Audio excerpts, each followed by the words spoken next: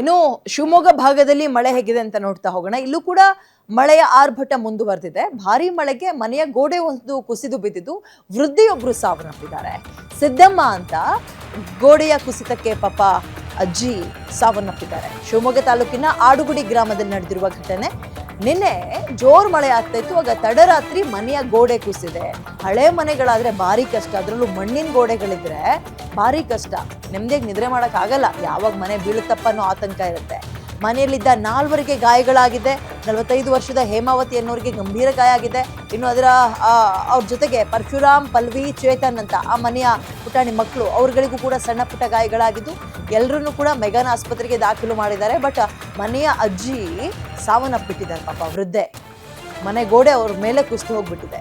ನೋಡಿ, ಮನೆಯನ್ನ ನಾವು ಆಶ್ರಯಿಸಿರೋದೇ ನೆಮ್ಮದಿಯಾಗಿರೋಣ ಅಂತ. ಮಳೆ ಬಂದಾಗ ಆಶ್ರಯ ಕೊಡುತ್ತೆ ಮನೆ, ಬಿಸಿಲಿದ್ದಾಗ ಆಶ್ರಯ ಕೊಡುತ್ತೆ, ಕೆಲಸದ ಜಂಜಾಟ ಎಲ್ಲ ಬಿಟ್ಟು ಮನೆಗೆ ಹೋಗಿ ನೆಮ್ಮದಿಯಾಗಿರೋಣ ಅಂತ. ಬಟ್ ಮನೆಯೇ ಈ ರೀತಿಯಾಗಿ ನರ್ಕ ಆಗ್ಬಿಟ್ರೆ, ಯಮನ ಸ್ವರೂಪದಲ್ಲಿ ತಿರುಗಿಬಿದ್ರೆ ಭಾರಿ ಕಷ್ಟ. ಮಳೆಯ ಗೋಡೆ ಕುಸಿದು ವೃದ್ಧೆ ಸಾವನ್ನಪ್ಪಿರುವ ಚಿತ್ರಣವನ್ನು ಗಮನಿಸ್ತಾ ಇದ್ದೀರಿ. ಪಾಪ ಮಲಗ್ಬಿಟ್ಟಿದ್ದಾರೆ, ತಡರಾತ್ರಿ ಆಗಿರೋದು. ಹೊರಗಡೆ ವಿಪರೀತ ಮಳೆ. ಒಂದು ಬೆಚ್ಚಗೆ ಬೆಡ್ಶೀಟ್ ಏನಾದ್ರು ಹೊಚ್ಕೊಂಡು ಅಥವಾ ಕೌದಿ ಹೊಚ್ಕೊಂಡು ಮಲ್ಗೋಣ ಅಂತ ಮಲಗಿದ್ರೆ ಯಮರಾಯ ಬಿಟ್ಟಿಲ್ಲ, ಮನೆಯೊಳಗೂ ಕೂಡ ಬಿಟ್ಟಿಲ್ಲ. ಮನೆಯನ್ನೇ ಅವ್ರ ಮೇಲೆ ಕೆಡವಿ, ಆಶ್ರಯವಾಗಿದ್ದ ಮನೆಯನ್ನೇ ಅವ್ರ ಮೇಲೆ ಕೆಡವಿ ಜೀವವನ್ನ ತೆಗೆದು ಬಿಟ್ಟಿದ್ದಾನೆ ಯಮ. ಮಳೆಗೆ ಗೋಡೆ ಕುಸಿದು ವೃದ್ಧೆ ಸಾವನ್ನಪ್ಪಿದ್ದಾರೆ. ಇನ್ನು ಅದೇ ಮನೆಯಲ್ಲಿದ್ದ 4 ಜನಕ್ಕೆ ಗಾಯಗಳಾಗಿದೆ. ಅದರಲ್ಲೂ ಒಬ್ಬರಿಗೆ ಗಂಭೀರ ಗಾಯಗಳಾಗಿದೆ. ಇನ್ನೊಂದು 3 ಜನಕ್ಕೆ ಚಿಕ್ಕ ಪುಟ್ಟ ಗಾಯಗಳು ಅಂತ ಹೇಳಲಾಗ್ತಾ ಇದೆ.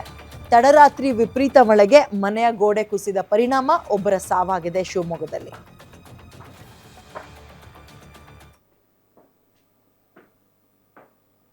ಎರಡು ಗಂಟೆ ರಾತ್ರಿ ಗೋಡೆ ನಮ್ಮ ಅಜ್ಜಿ ಮೇಲೆ ನಮ್ಮ ಅಮ್ಮನ ತಲೆ ಮೇಲೆ ಬಿದ್ದಿತ್ತು. ನಾವು ಈ ಕಡೆ ಸೈಡಾಗಿದ್ದು ಇದು ಮಾಡಿ ಎತ್ಕೊಬರೋತ್ತಿಗೆ ಸ್ವಲ್ಪತ್ತಿಗೆ ಅರ್ಧ ಗಂಟೆಗೆ ನಮ್ಮ ಅಜ್ಜಿ ಡೆತ್ತಾಗಿದ್ರು. ಆಸ್ಪತ್ರೆಗೆ ಕರ್ಕೊಬಂದು ಎಷ್ಟು ಜನ ಇದ್ರು ಮನೆಯಲ್ಲಿ? 4 ಜನ ಇತ್ತು. ಮತ್ತೆ ಇಲ್ಲಿ ಬೇರೆ ಯಾರಿಗೆ ಏನಾಗಿಲ್ಲ? ಬೇರೆ ನಾವು ಇಬ್ಬರಿಗೆ ಏನಾಗಿಲ್ಲ.